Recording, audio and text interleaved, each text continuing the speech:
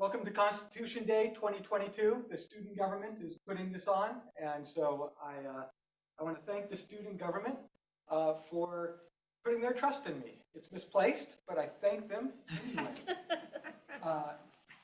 So the way the structure of this is going to go, I'm trying to keep this to under 30 minutes, my presentation. It really should be, but with me, who knows? So, but I've got my timer, and then we're going to have question and answer period afterwards. If there are any questions or accusations that you might level my direction, and then we'll be done. So, but, we've done, it's Constitution Day. Student government has put on Constitution Day ever since I've been here. This is only the second time that I've been asked to give any presentation on it. It's probably wise of them, but this time Justin asked me if we should do a presentation. Of course, being the political science professor, on ground, it's kind of my job. And trying to figure out what would be the most relevant thing to talk about. And I think that this, in our current climate and situation, is probably one of the more relevant and, I'll be honest, clickbaity titles we could for this Constitution Day. But I also think that it's something I really do want to address. And so, a mea culpa, or an admission beforehand, I definitely come at this from a particular perspective, and I'm going to try and be as upfront from that perspective as I possibly can. This is just one perspective. And it's not mine per se. This is a perspective that's much bigger than I am. Because I agree with it or I believe it, then of course it's right. But there are other perspectives out there. And so please understand that this is just one particular perspective that's coming forward. All right. So, is the Constitution racist and outdated? Why is this a relevant topic today? Well, have any of you ever heard of the 1619 Project from the New York Times? Yes, Kevin. I figured you had. Nobody else, really. Interesting. Okay, so the 1619 Project was put forward a few years ago, and the New York Times had this long series of articles that they were putting forward in which they said the true founding of the nation is not in 1776, but is in 1619, when the first slaves came over into this country.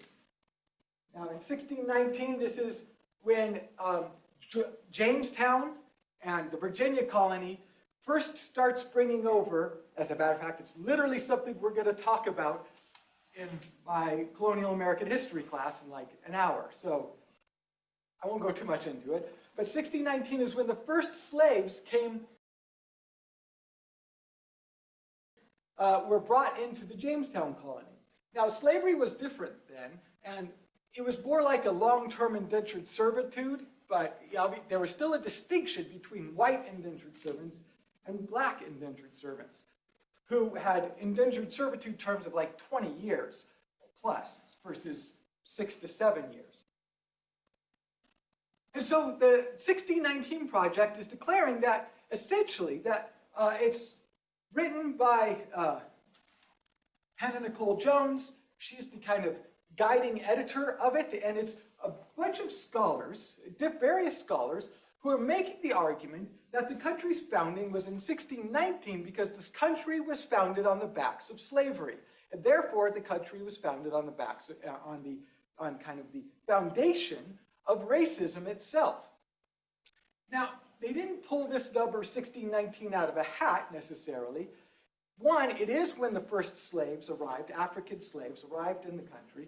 But two, it actually is derived from Abraham Lincoln's emancipation speech, Great Emancipation Speech, in which he declares that, he gets the math a little bit wrong, but he declares that bondage and servitude have sprung up alongside the principles of freedom and equality for, since America's founding. So, and he put it at 1615, which which is, we now know to be about 4 years off, but that was conventional wisdom at the time. So the 1619 Project isn't coming off of some brand new and novel idea. It actually, Abraham Lincoln himself is going to, in his emancipation, his Declaration of Emancipation of the slaves within Union territory, is also going to kind of put forward this idea that the bondage of Africans or Black Americans has been part of the nation's founding. So this is where it's coming from. And so this isn't a new or 21st century or younger generation kind of idea. This is an idea that's percolated for centuries as well. And it's kind of led to two different schools of thought, overwhelmingly. I am from a different school of thought than the 1619 Project, but I do understand where they're coming from. So let's kind of go through this. Okay, defining racism. So first thing we got to do is we got to define our terms. In any kind of scholastic endeavor, we have to define our terms. Unfortunately, racism is insanely difficult to define. Similarly, because it's become such a politically useful and rhetorically useful concept or phrase, that means that human beings naturally expand the concept, expand the definition to fit the current situation that they're looking for. So I'm going to try and give us some ideas of what it means to try and accuse the Constitution of being racist and outdated. So the first idea is racist intent. And we're going to kind of talk about racist intent, then racist structure, and the 4 articles of the Constitution that are clearly and directly racist. And then the concept of facilitating racism.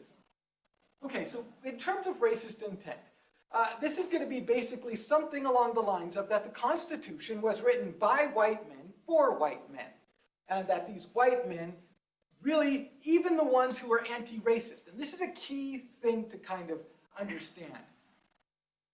The Constitutional Convention in Philadelphia was filled with, free state Northerners, anti-slavery Northerners, and slave state Southerners, pro-slavery Southerners.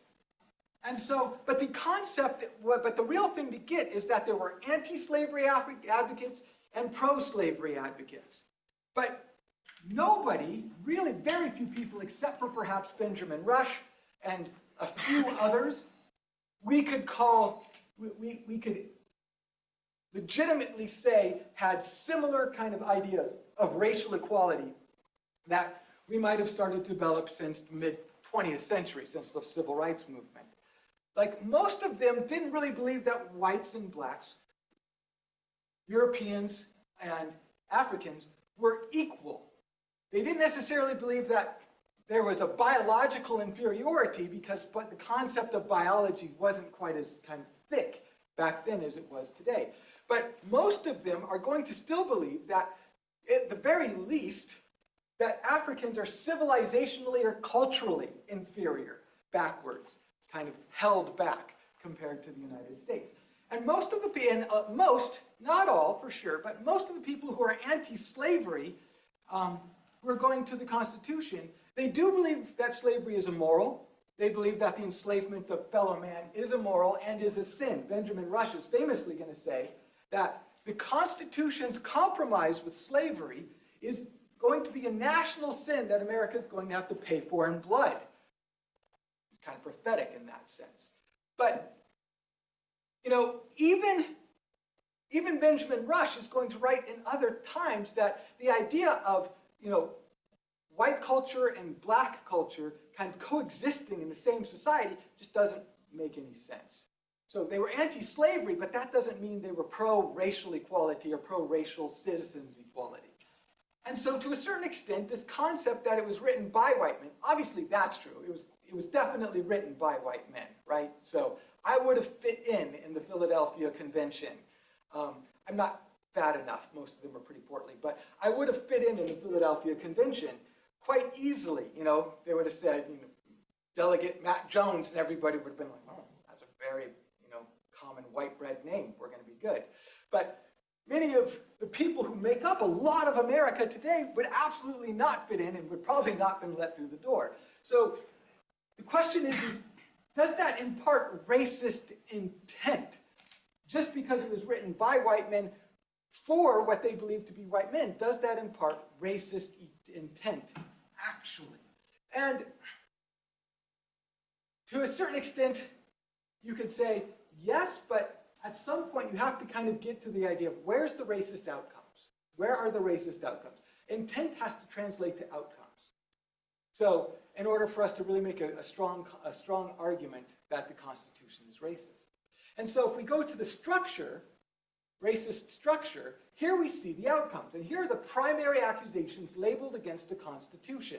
The Three-Fifths Clause, the Slave Trade Clause, the Fugitive Slave Clause, and Article 5 in terms of amending the Constitution. It's more like 3.5 because amending the Constitution is really going to be accused in part because of the Slave Trade Clause. So I'm not going to spend a whole lot of time on this, but the Three-Fifths Clause, we all know what the Three-Fifths Clause is, right? What did the Three-Fifths Clause declare? African Americans are 3/5 of a human being, or their vote. That African Americans, what we would now call African Americans, they did not, right? Negroes are 3/5 of a human being. But it's not that they're 3/5 of a human being. I mean, yes and no, right? This is the part that gets there. They only count as 3/5 of a human being for the purposes of representation. For the purposes of representation. We have to remember that the anti-slavery side wanted them to count for 0. Because the anti-slavery side, the North, said either they're property or they're humans. If you declare them property, then they don't count as population. They're property. If they're humans, then why are you enslaving them? And so there was a compromise made. 3/5. The South wanted it to be they wanted them to count as a full person for representation. The South said, no, they count as a full person for representation. It's like, of course that was hypocritical. Like, the South is trying to claim they're property, but they also should count as a full person as if they were a citizen for the purpose of giving us representation. And so, and in one sense you could say, well, how could the South, how could the Southern delegates, Charles Pinckney is the most prominent voice in favor of slavery in the Constitutional Convention, how could Charles Pinckney argue this with a straight face?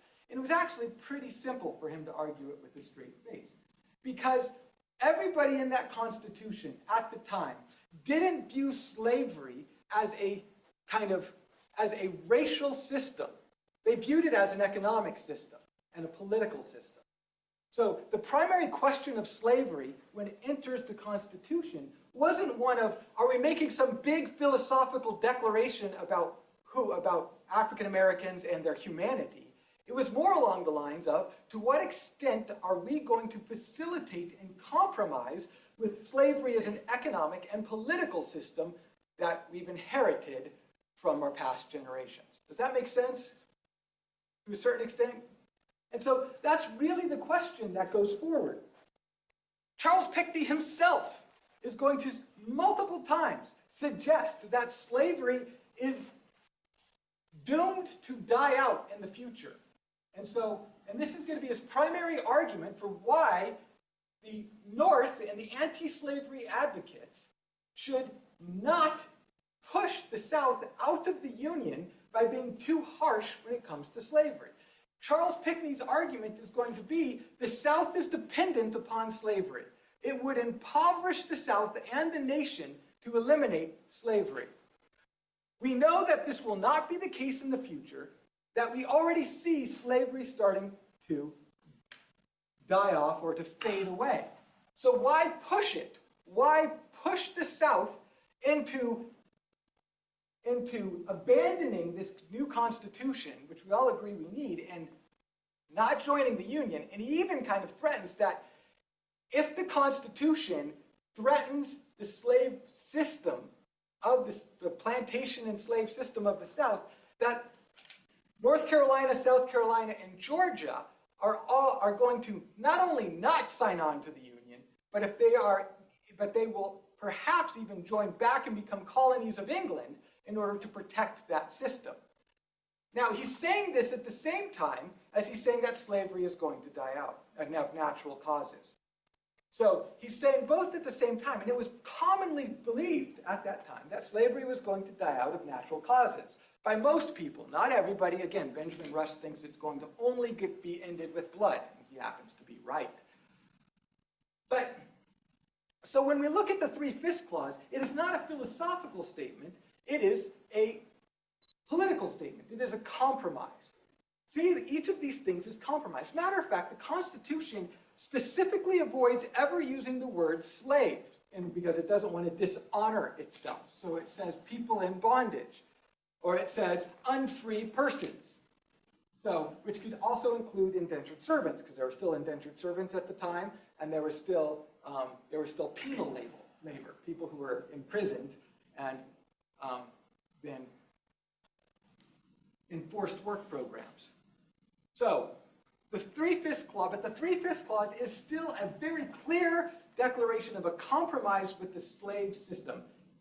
It is allowing the South, it is allowing the slave states to have it both ways. To say these people are property, but they also count as 3/5 of a person for giving us representation in Congress. And the only reason why the South wanted more representation in Congress was to protect the slave system. So the Three-Fifths Clause is clearly and unabashedly a compromise with the South to allow the South to protect slavery going forward. Racist structure is clearly there, to the extent that we include slavery is the key element or the key window through which racism comes in outcome. Article 1, Section 9, Clause 1, the Slave Trade Clause. Now, this is incredibly offensive to most people in the North. What this declares is that any slave that runs away from his plantation and his slave master in the South has to be returned to his slave master and his or her plantation by the North. That it is that the northern anti-slave states, they declare that they will put their time, energy, and resources into returning runaway slaves to the South, and that anybody in the North or anywhere who aids and abets a runaway slave is guilty of a felony and can be imprisoned by this new federal government. Now you can see why this is incredibly offensive, because it's requiring to the Northerners, because it's requiring Northerners to put their time, energy, and money on pain of imprisonment in the Federalist penal system, to put that to use in protecting the Southern slave system. But at the same time, it does happen. It is there. It is yet another compromise with the slave system. It is the Constitution declaring that the energy and the efforts of this new country will be used to protect and to facilitate a racist system of slavery. Oops. Totally messed those up, didn't I? I was talking about the Fugitive Slave Clause, not the Slave Trade Clause. That was Article 4, Section 2, Clause 3, the Fugitive Slave Clause. Article 1, Section 9, Clause 1 is the Slave Trade Clause. Now this clause declares that the new federal government, which would have the power to regulate trade with foreign nations, something that under the Articles of Confederation, the Continental Congress did not have. So this new federal government that they were writing, that they were creating in this Philadelphia Constitution, would have the power to regulate foreign trade. Well, what's the most significant foreign trade that was happening in the United States? And the importation of slaves from Africa. Slaves being imported into Africa, the most significant foreign trade that's happening. The South was desperately concerned that this new federal government would be taken over by northern anti-slave states and would essentially abolish or ban the importation of slaves. So they came to another compromise. For 20 years, the federal government could not touch the slave trade. The slave trade would be protected. And it would only be in 1808 that the federal government could finally regulate the slave trade. So we see once again here, the Constitution specifically, in some sense, you could say, respects and honors the slave system by protecting the ability to import slaves for 20 years. And during those 20 years, by the way, during those 20 years, the southern slave states imported a massive amount of slaves. They ramped up the amount of slaves they were importing. And in particular, they started to import a lot more female slaves. Now, why would they start importing a lot more female slaves? Right, because once 1808 happened, they were pretty sure that the slave trade would be abolished. And then how would you perpetuate the slave system if you couldn't import more? Through natural increase, through essentially, Netflix and chill. So, natural increase. So you see here, and a lot of people from the scholars in the 1619 Project are looking at that slave trade clause and saying, you see here that the South was lying, that many people in America were lying to themselves and lying to others by saying that, oh, it's going to die out naturally. Because during these 20 years, we see they use those 20 years to make sure that it doesn't die out naturally. They import a lot of females to make sure that there is a constant influx of new slaves. And it's going to create some of the most inhumane practices of our antebellum slavery system, this fugitive slave clause. Because after 1808, and 1808 instantly ends the slave trade. Federal government ends the slave trade in 1808, declaring it an immoral abomination and a stain on the country's honor. But at the same time, even though they're declaring it to be these things, they are also facilitating the South being able to import enough female slaves that they can perpetuate the slave system. And they're perpetuating it with African children, or African American children now in bondage. And this is going to lead to those classic situations that we can read about, unfortunately, all too often, in which a slave master is going to sell the child of a female slave hundreds of miles away and she'll never see him again. Or use the threat of selling that child to keep her in obedience. And of course, we don't have to explain the inhumanity of that. So, and then Article 5, amending the Constitution, we can amend the Constitution except for this.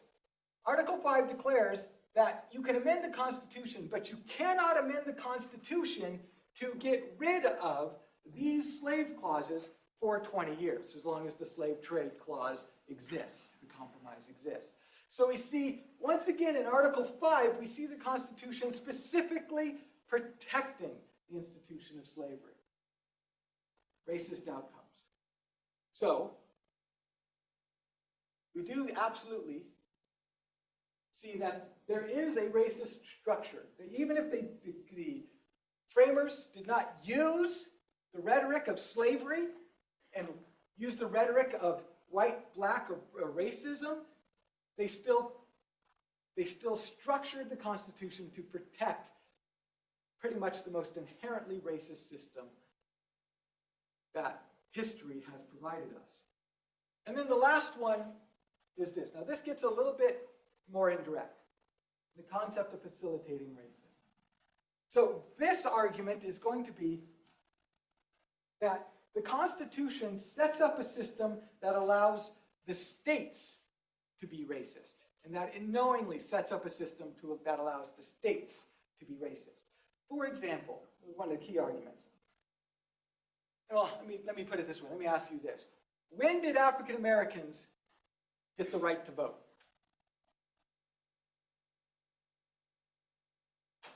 Well, when did some African Americans get the right to vote?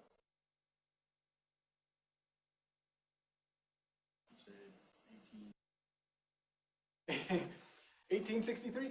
No, not quite. Civil War was still going on. 1863 is when they were actually debating the 13th Amendment, which abolishes slavery. So before they get the right to vote, slavery has to be abolished, right? So there's the 15th Amendment. 15th Amendment in 1873, I believe, that the 15th Amendment gave African American males, or essentially Black American males, the right to vote. Except for this. The state constitutions of New Jersey, of Pennsylvania, of Vermont when it comes into the Union, of New Hampshire, of Delaware, these state constitutions and some others actually give African American men and women the right to vote if they own property. This was during the 1790s. So this concept of facilitating racism, a lot of times the argument goes that because the federal constitution, this new constitution, doesn't give the right to vote and equal citizenship to everybody, it allows the states, and it tells the states, you decide who votes, you decide who's a citizen. And so because it didn't specifically declare that citizenship rights and voting rights were given to African Americans and non-whites, that it facilitated racism. But the only thing we got to kind of, the counter-argument to that, which I think is actually a valid counter-argument, even though it's absolutely arguable the extent to which it's persuasive, is the counter-argument to that is that except we see that right after the Constitution was ratified in 1789, during the 1790s and for the first part of the first decade of the 1800s, there was a lot of states, as a matter of fact, most of the northern states didn't actually restrict voting to white men. They only restricted it to property owners. And like New Jersey and New York, they allowed women to vote as long as they were not married. As they were single women with property, they could vote.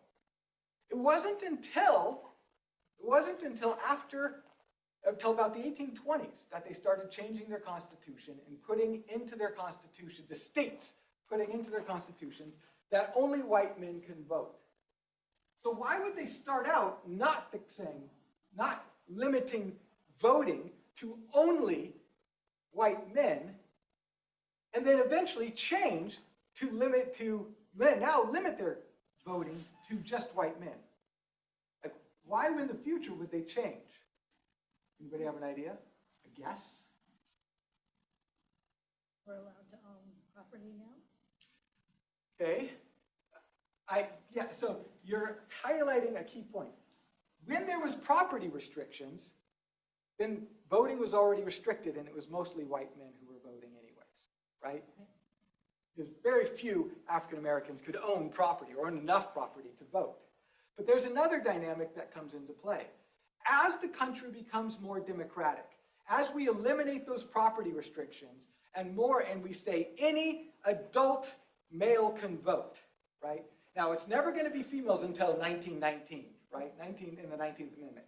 And there's reasons for that. It's not just because men were like, women voting, well, that'll be fine until that time of the month. It's not just that. So even though I have relatives who still say things like that. But it's not just that. It was this concept that individuals don't vote, families vote. And if you allow women to vote once they're married, then you pit husband and wife against each other politically, and you disrupt the family unit. And to be honest, it turns out once we gave women the right to vote, which was a good thing, modern times changing, but there we do see that. We do see that we've added another source of division, and there are divorces that do happen because of political divisions within the family. So obviously, just because they're old doesn't mean they're wrong, but times change. So at any rate, the key thing is as adult men got the right to vote, and this is kind of one thing I want to really highlight here, because I think this is going to be key to understanding the argument going forward. As adult males got the right to vote, white men without property realized they were in competition for jobs and prestige in society with free black men. And so they started to demand that voting be limited to white males, racial categories for voting, so that they can make sure that they vote for a racial system to protect their prestige, their social position, and their ability to compete for jobs and land from African Americans. So what we see, and this is hard for Americans to understand sometimes, is that the increase in democracy, the increase in universal male suffrage, all men can vote, led to racist voting. Because it was the lower classes, the working and lower classes, the propertyless classes, that then realized they could use the political system to limit competition with other competing groups in society. We actually see that this is constantly something that goes on in society, where it is the people who are upper middle class and the wealthy, they're not in competition with the mass commoners like the rest of us are. So we see this, by the way, we see this similarly in terms of immigration, where it is frequently the blue-collar workers and the lower-income workers, including Hispanics, who are more in favor of limiting immigration because they see everybody who comes over as a competitor for jobs and position in society. And whereas it's the people who are in Silicon Valley and who own, $1.3 million homes in San Francisco who do not see those people as competition and who are more in favor. So we got it in this sense, and the reason why this is so important is because the argument that it facilitates racism, I'm going to put forward, is really not an argument that the Constitution facilitates racism, but the argument that the Constitution is going to actually set up a system of universal principles that the American people are not going to live up to. That the American people are not going to live up to. Well, let's go forward and we'll see how this looks. So one of the other things I want to highlight here, so this is William Lloyd Garrison. So we're going to go through some of the people. William Lloyd Garrison. So as you can see, he's about as pasty white as I am, and he has just a little bit less hair than I do. So he is going to be the most famous abolitionist of the antebellum period. He's going to be the founder of the anti-slavery and abolitionist newspaper, The Liberator. He, despite his kind of gregarious smile and looks, he is pretty much a radical zealot. He is going to believe that the Constitution is a pact with the devil, an infamous bargain, and an unholy alliance. He is going to believe that the Constitution is irrevocably tainted by its compromises, by those structural compromises, and that it is irredeemable. He is going to be a strong advocate along with other, mostly white, because obviously most of the abolitionist movement was white at the time, in the 1830s and 40s and 50s. He is going to be an advocate for the removal, the replacement of the Constitution with a new document that doesn't have any of the structure and that is avowedly anti-slavery and specifically includes language that declares African Americans, blacks, the red man, as he would call it, Native Americans, and women, equal citizens with equal voting rights. He wants that declaration included in there. Now he is going to be representative of the argument that the Constitution is racist. That, in other words, it is tainted by its compromise with slavery and it's irredeemable. Whereas if we go to this man, Frederick Douglass, who is the most famous, I would say, and most significant African-American philosopher and scholar and anti-slavery advocate of American history, what we're going to see is that he's going to declare the Constitution a glorious liberty document, written by men who seized upon the eternal principles and for whom justice, liberty, and humanity were final, not slavery and oppression. Now, he is a friend with William Lloyd Garrison. They're actually friends all the way up until 1851. They're friends all the way up until 1851 because Frederick Douglass is going to believe with William Lloyd Garrison. Now, he was a runaway slave. He ran away and he kind of received his freedom or earned his freedom for himself in 1843. So he was only recently not a slave. He ran away because, in part, the plantation that he was essentially owned on, the plantation mistress is going to see that he is actually a bright young lad, as she would say, and that she's going to teach him to read because she favors him. But as he learns to read, he learns to think for himself. And as he learns to read, he reads the Declaration and Constitution. He reads the Bible for himself, and he becomes convinced that slavery is not a natural condition for African Americans or any human beings. And he runs away multiple times. He's actually brutally whipped and scourged, but he finally does get away. And then he becomes pretty much the foremost African American abolitionist and intellectual of the antebellum period, and friends with William Lloyd Garrison, who facilitates his escape from slavery, all the way up until 1851. Because Frederick Douglass is going to believe with William Lloyd Garrison that the Constitution is an unholy pact, tainted. But then he comes to believe the opposite. And in 1851, he writes an article that he submits to William Lloyd Garrison's Liberator newspaper, in which he declares that the Constitution is not an unholy document and a pact with the devil, but a glorious liberty document. And here's why. Here's what he comes to believe. We're going to go through the rest of these fairly quickly because you're going to see that this is going to be his statement right here. His belief is going to be the thread that carries forward to Langston Hughes, Martin Luther King Jr., and even for the first part of his life, W.E.B. Du Bois, the other major African-American advocates and figures for African-American equal citizenship and liberty.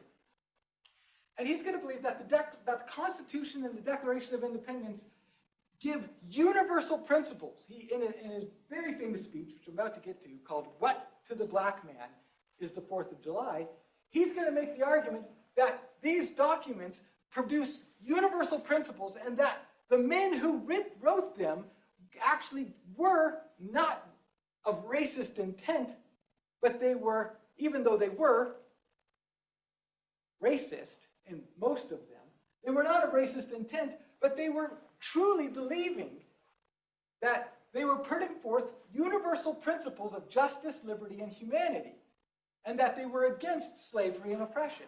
They couldn't honor that.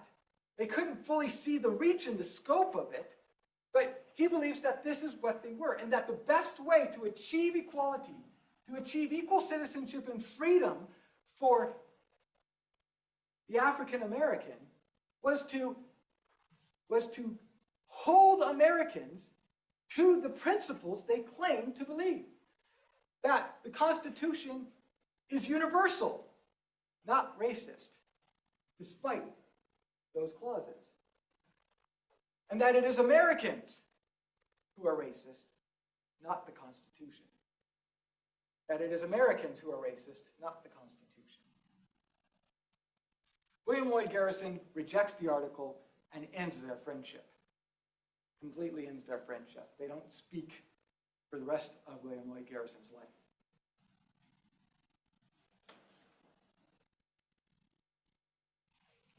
There we go. So, Frederick Douglass in What to the Slave is the 4th of July. Frederick Douglass on July 5th, 1852 declares, America is false to the past, false to the present, and solemnly binds herself to be false to the future. Standing with God and the crushed and bleeding slave on this occasion, I will, in the name of humanity, which is outraged, in the name of liberty, which is fettered, in the name of the Constitution and the Bible, which are disregarded and trampled upon, dare to call in question and denounce with all the emphasis I can command everything that serves to perpetuate slavery, the great sin and shame of America. Now, this statement, that it is the great sin and shame of America, harkens back to Benjamin Rush. And this idea that slavery and racism is a sin and a shame of America, to Frederick Douglass and others, is going to be founded on the idea that America is a hypocrite. But in order to be a hypocrite, the Constitution can't be racist. Because then if America is racist, the Constitution if the Constitution is racist, then when America is also racist, it's honoring the Constitution, not violating it. But if that's the case, Frederick Douglass and W.E.B. Du Bois and Langston Hughes and Martin Luther King Jr., they're all going to think the same thing. If the Constitution is racist, then what grounds do we have to declare equal citizenship? If the Constitution is racist, what claims do we have to say, give us equal citizenship? You're honoring your racists following a racist Constitution. So instead, he's going to say that you are racists who are unfaithful to the Constitution, who are violating the faith you claim. You are hypocrites, and it's time for you to grow up and honor the promise that you made to humanity. W.E.B. Du Bois. Now, W.E.B. Du Bois is going to be a very interesting figure, but in 1947, W.E.B. Du Bois, just a slight context here, W.E.B. Du Bois is first in 1907, W.E.B. Du Bois is going to be very famously, he's going to be a co-founder of the NAACP, the National Association for the Advancement of Colored People, which still exists to this day and is the foremost interest group or organization that advocates for racial equality between whites and blacks, or full racial citizenship and anti-racism in America.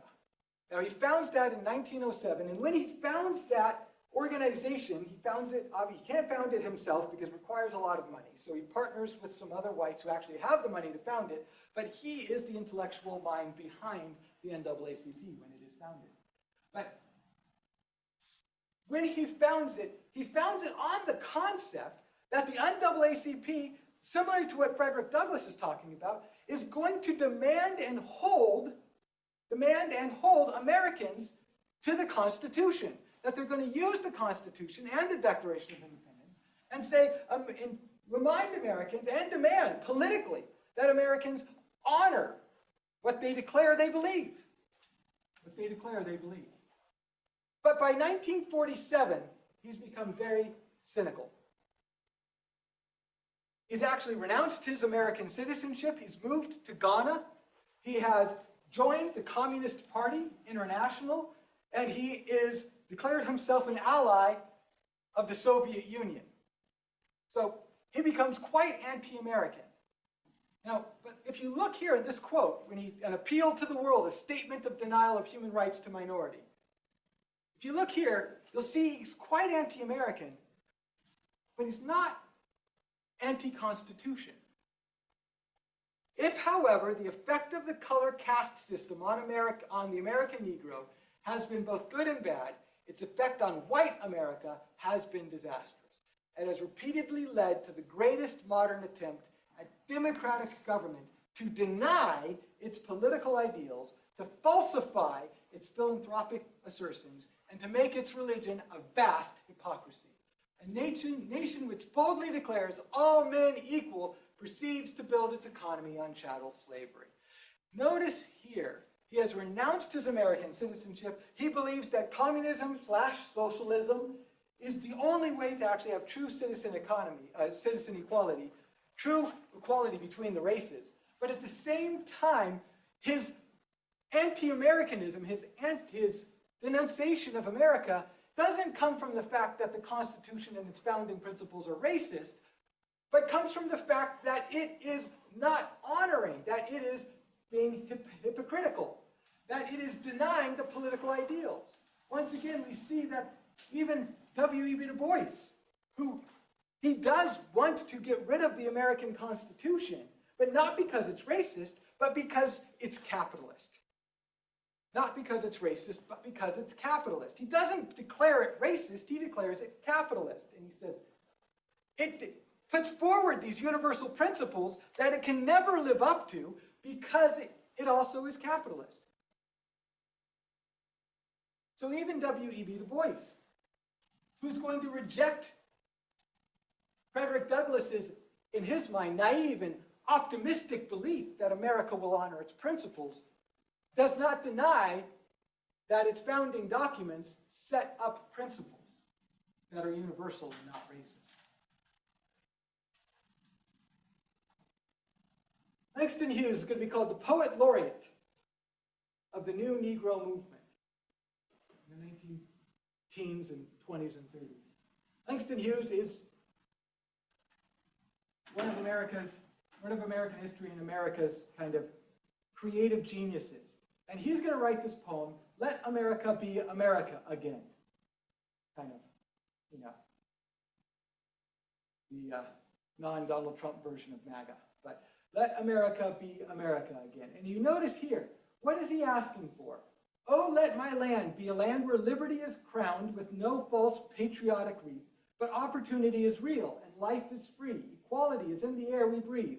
There's never been equality for me, nor freedom in this homeland of the free. Say, who are you that mumbles in the dark? And who are you that draws your veil across the stars? I am the poor white, fooled and pushed apart. I am the Negro bearing slavery's scars. I am the red man driven from the land. I am the immigrant clutching the hope I see, and finding only the same stupid plan of dog eat dog, of mighty crush the weak. Oh, let America be America again, the land that never has been yet, and yet must be, the land where every man is free, the land that is mine, the poor man's, the Indians, Negroes, me. Who made America? Whose sweat and blood, whose faith and pain, whose hand at the foundry, whose plow in the rain, must bring back our mighty dream again. Sure, call me any ugly name you choose. The steel of freedom does not stain. From those who live like leeches on the people's lives, we must take back our land again. Oh yes, I say it plain. America never was America to me, and yet I swear this oath, America will be. But to me, my interpretation is this, and to many other scholars, including people like John Diggins, Bernard Bailyn, Gordon Wood, some of the giants of American history, that this signals this concept that what Langston Hughes is, he's acknowledging that America's never lived up and that there is a very strong and continuous racist strain that comes through in terms of the population, but he is claiming hold of the universal principles that the Declaration and the Constitution lay forward. He is saying that we have equally earned access to those principles. Whose sweat and blood, whose faith and pain, whose hand at the foundry, whose plow in the rain. In other words, African Americans are equally a part of this system, so African Americans can legitimately and must lay claim to the principles that the Constitution puts forward. If he were to declare it racist, this poem would make no sense. And once again, he would be in a situation where he is asking America, he's declaring America to be founded on racism, to be a racist country founded on racism, and then saying, give us equality. Give us access to a constitution. It doesn't make sense to give them access to a constitution unless that constitution presented universal principles and not racist principles. And then finally, if we can get there, we're just about done.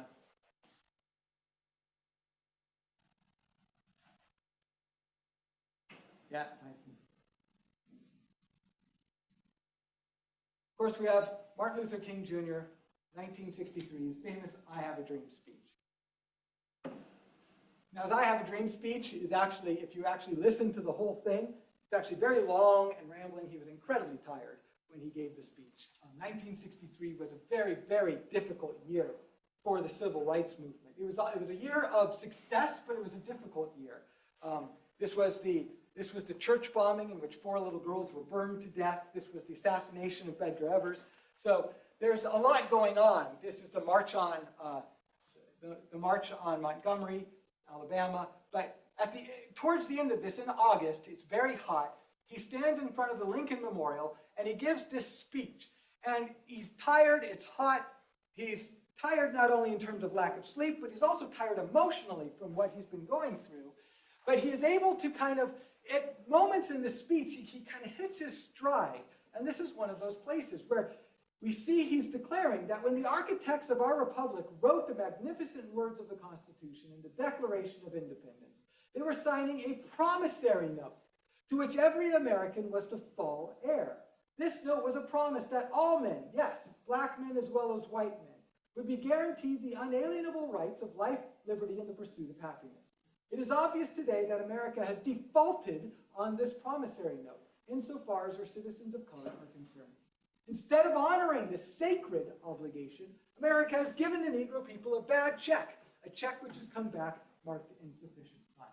This statement right here is going to be captured on, after he makes it, and after his death, his assassination, by a generation, two generations of American scholars to be declared the promissory note understanding of American history and American racism.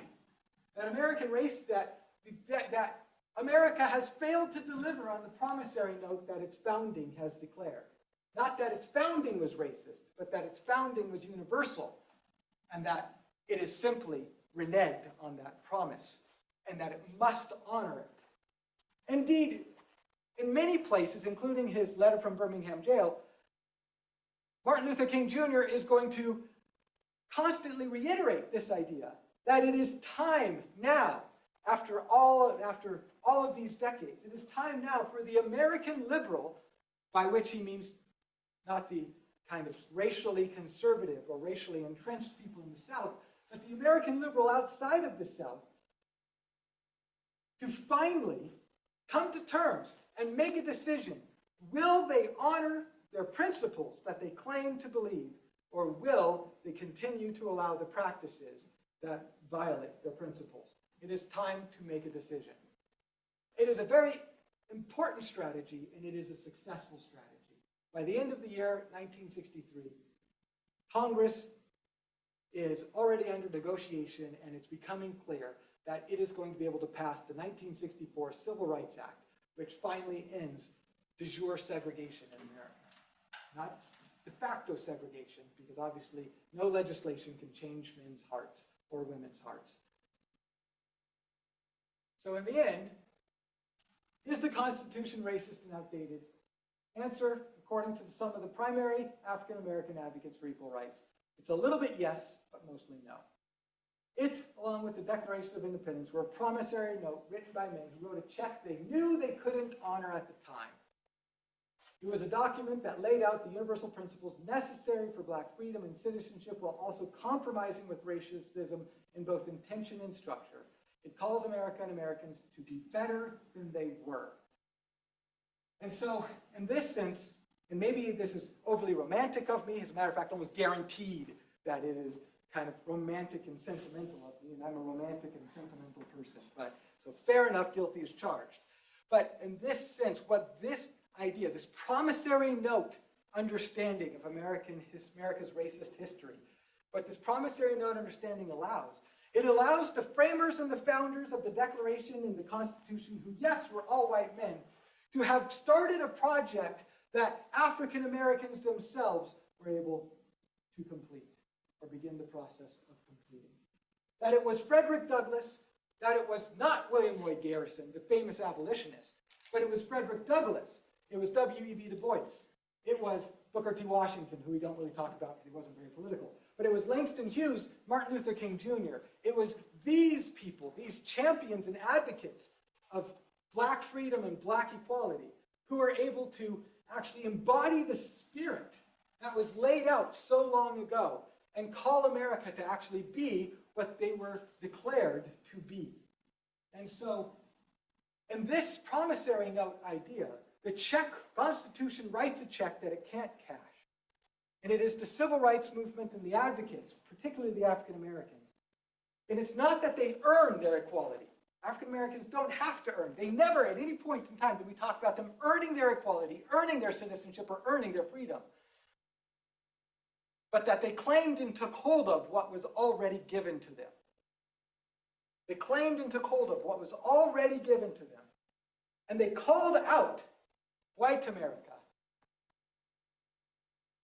for denying them what was promised. And that's all I have.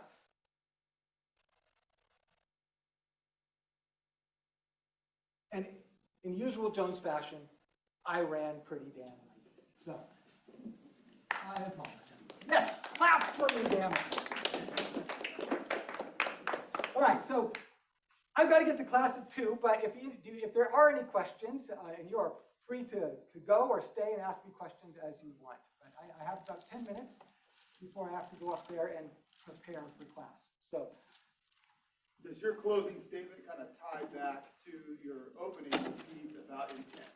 yes, There's obviously a portion of intent that set it up for the ultimate realization of that promissory note to be paid, while Right. there were still some that were not. so yeah, it does tie back in this sense that the primary thing that was going on at the Constitutional Convention, the primary thing that was going on in terms of its intent was that, yes, there was plenty of racist intent that was there, but there was lots of different intents. But the primary intent was not a racist intent. The primary intent was a universal intent. And that yes and no. There was 2 primary intents. One was that universal, the other one was compromise.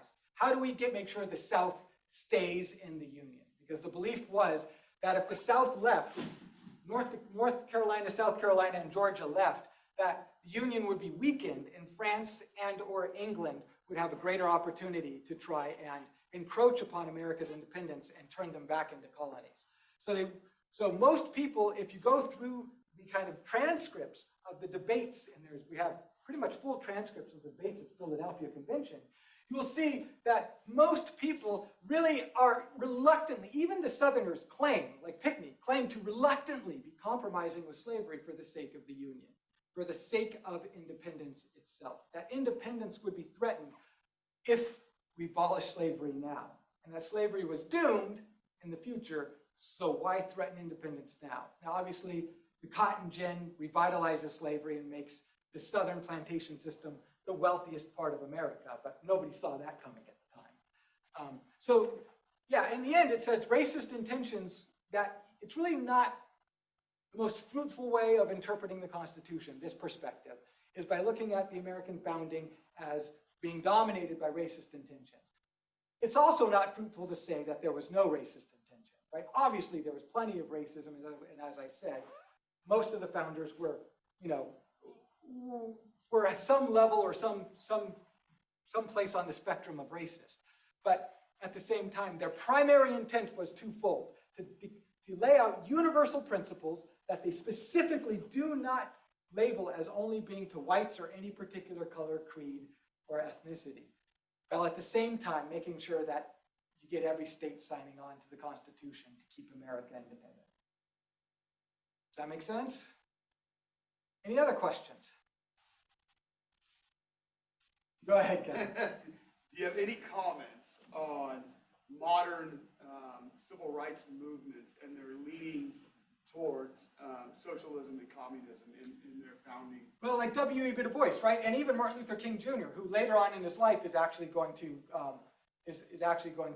start moving towards socialism. A little less communism, because by the time Martin Luther King Jr. in the late 60s moves towards socialism, Stalin has already kind of started the discreditation of communism, because Stalin was a massively horrendous satanic evil force in history. But so he's going to move towards socialism because, it makes a lot of sense, right? Especially after 1964. So I'll start wrapping it up with this, but good question. Like, you got to understand, in terms of the civil rights movement, in 1964, the 1964 Civil Rights Act declares that segregation, any state that practices segregation in any form, in any public place, any public space, or any government office, or any kind of quasi-public space, is denied all federal funding. And it takes about 10 years, but it essentially ends all de jure, or government or law segregation and racism by law. And it declares that all governments have to treat American citizens, regardless of skin color, race, ethnicity, creed, gender, that it has to declare them all and treat them all equally. And so that's wonderful, and that was a huge victory, and it felt like victory. But then by 1967 and 1968, it didn't feel like victory anymore. Because it turns out that you can declare that the government can't discriminate, but capitalism still allows the average the local bar owner, the local theater owner, the local kind of restaurant owner to discriminate, to be racist. And so, and it turns out that even though the law can't discriminate, it has to treat everybody equally, that hasn't stopped that hasn't stopped this concept of structural racism. It hasn't stopped the fact that African Americans were denied equal access to the economy for so long that, 85% of all the wealth was held in white hands. And African Americans were now, it's kind of like, the best analogy that I've been given for this is, it's kind of like, a race where whites run halfway around the track, and then the 1964 Civil Rights Act says, okay, blacks, start running, and now you get to compete.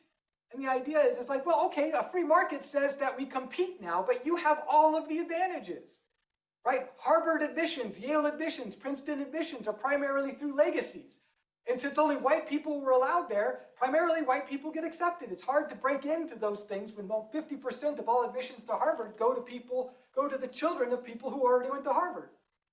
And so that's where they kind of move towards this idea of the government can't just treat everybody equally. The government must actually intervene in order to balance these things.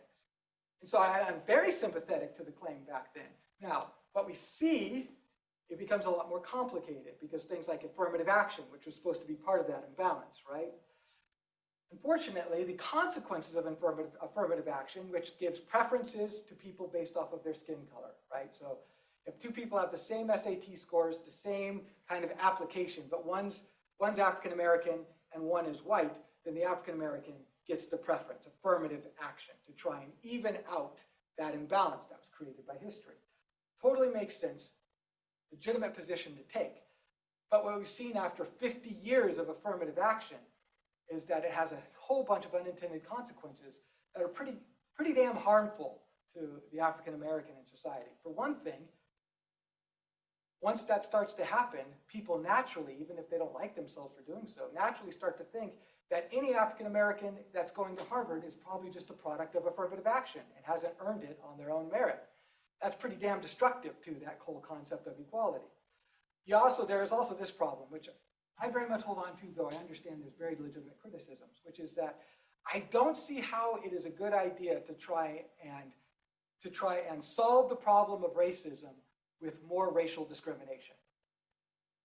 Because the future generations are not going to look back and say, well, my great-grandfather, he benefited, so I guess it's okay that I can't get a contract from the federal government because they're all going because of the quota system.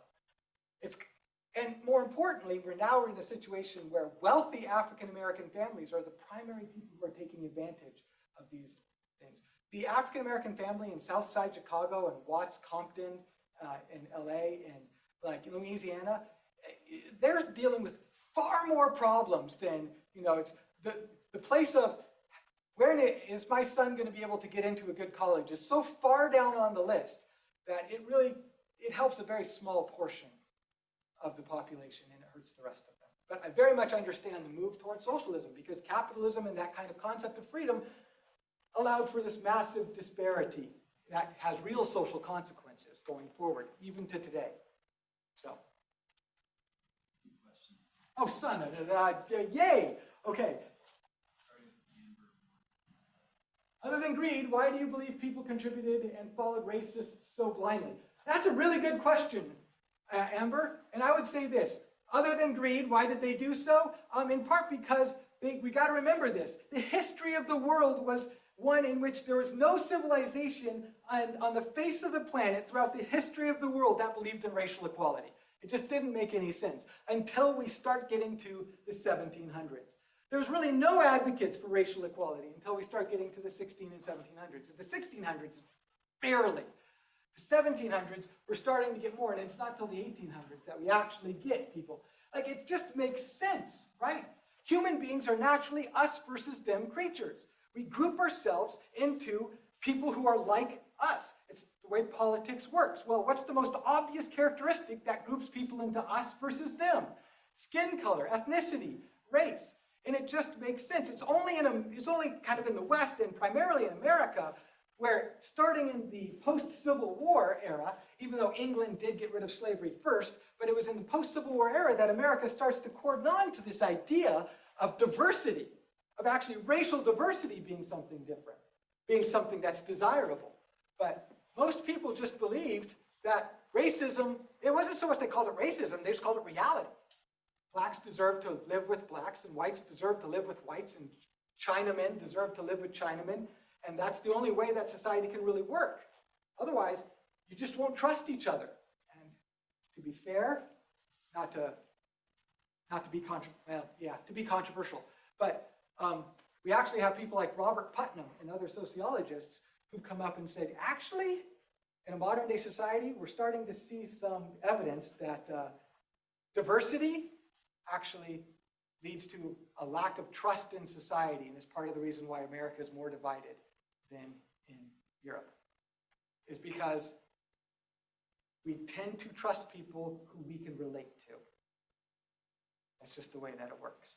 All right, now we got Jonathan Blair. Jonathan, love you, Jonathan. Were there other socioeconomic, political, and cultural factors that would contribute to the political compromises being made? This is why I love you, Jonathan. You asked me a question that it would take like 45 minutes to begin answering. Yes, there were other socioeconomic, economic, political, and cultural factors that were absolutely part of this.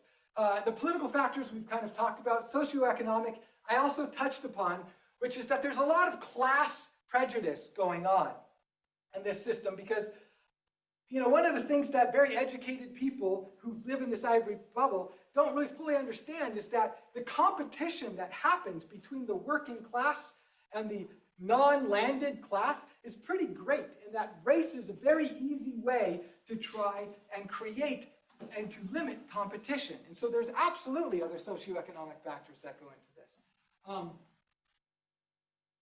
I'm going to have to move on because I want to get to Lauren here. And I love the fact that Jonathan and Lauren are here. So if the Constitution was a call for individuals to be better than they were, how do you approach the argument that the Founding Fathers leave us with a broken system from the beginning? Because as John Adams says, the Constitution was made only for a moral and religious people. Okay, fair enough, Lauren. So, all right, so if the Constitution was a call for individuals to be better than they were, it's not so much that it leaves us with a broken system, but I think the question you're actually asking, Lauren, is does the Constitution set up a standard that it is impossible for humans, or at least Americans, to honor? In other words, is the Constitution kind of like a boyfriend or girlfriend who expects you to be better than you can actually be, and then gets mad at you when you're not actually that good? I understand this because my wife expects me to be much better than I actually am. But, you know, she says, I expect you to be a decent human being. And I'm like, I can't rise to that level. I'm sorry. And I think that's kind of what you're asking, is that the Constitution was made, John Adams declares, it was only made for moral and religious people. And the question is like, well, how moral and how religious do you have to be for the Constitution to function?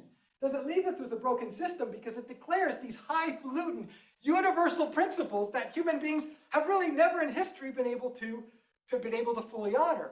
And the answer to that question is, yeah, it does. That's why it's called a radical document and a radical experiment, is because it does call us to be better. And we have never been able to achieve it. And I will predict we will never, ever be able to fully achieve it. And part of the responsibility of being an American citizen is constantly fighting the battle of getting us to honor the promissory note. And just because we figure out how to kind of get closer to honoring the promissory note in terms of certain characteristics like race, there will always be other characteristics that kind of fall by the wayside.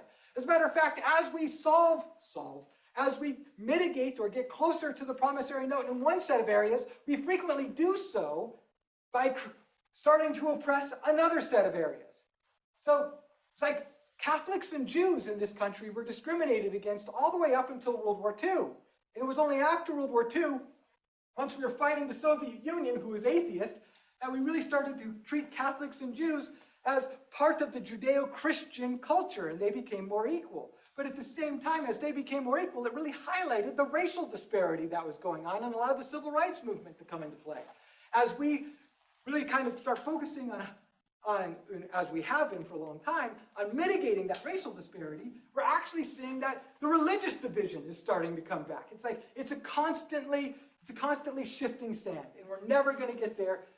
American citizenship requires a massive amount of responsibility on its citizens, which is one of the reasons why I want students to come to my classes and get educated and stop spending all of their time creating stupid TikTok videos. All right. Was the 1808 ban on slave trade the effective date? It was passed in 1807, but it didn't go into effect in 1808. Yes, until 1808. You're right. Jonathan Blair, what about northern states who had written racial exclusion clauses to their state constitution? That's a big question, Jonathan, but yes, you're absolutely right. Those were happening. In part, those were happening in the states that already didn't have property requirements for voting. So what we consistently see is when a state has a property requirement for voting, there's fewer racial requirements and gender requirements. When there's more democracy, more universal male suffrage, then those exclusions or those requirements, those racial divisions put forward in there. What we also have to understand is that when we're trying to give a voice to the working man, to the working person, that working person is not going to see things from the same elevated level that we are. And that's a good thing because we can be pretty damn arrogant and not really understand their position. So it's easy for us to say, well, you guys, you should just be more racially enlightened, but we're not in their position. And then finally, Amber, I don't find significance in separating people by race. I agree, Amber. Does the concept of reparations for African-American slave descendants or descendants of African Americans find any type of support in the Constitution? Or is it more based on morals? It finds no support in the Constitution, but it finds no hindrance in the Constitution either. The Constitution is essentially neutral on the subject. So in terms of reparations in modern day era, reparations, I would say this, and this is coming completely from my perspective, so take it with a grain of salt, right? But from my perspective, reparations in principle is a very reasonable and perhaps a very effective idea. In practice, I don't see how it works, right? In principle, if we could do it right, then I think it could potentially go a long way. But I think the window for being able to do reparations right was more like in the 1970s and early 80s. I think we're well past that because we're well past the generations that have been, and now that we have affirmative action and other sorts of things, we've created more racial animosity in the other direction that makes it a lot harder to do. If reparations from this idea of being able to kind of acknowledge the structural racism that really existed, the denial of African Americans from home ownership in the 1950s and 60s, the denial of them from equal education, and then now kind of saying, compete for the same jobs that require education. The denial of inheritance, not because we denied them inheritance, but because we denied their parents the ability to own anything to pass on to their children is very real and is very lasting and is very structural in that sense. But at the same time, and so being able to do reparations in a way that tries to bridge that gap is very important. But unfortunately, reparations would have to be implemented by politicians. And it would be compromised to the point where the principle would be violated and it would be a giveaway to different particular interest groups. And it wouldn't even benefit African Americans on an equal basis. It would benefit powerful groups within the African American community far more than others.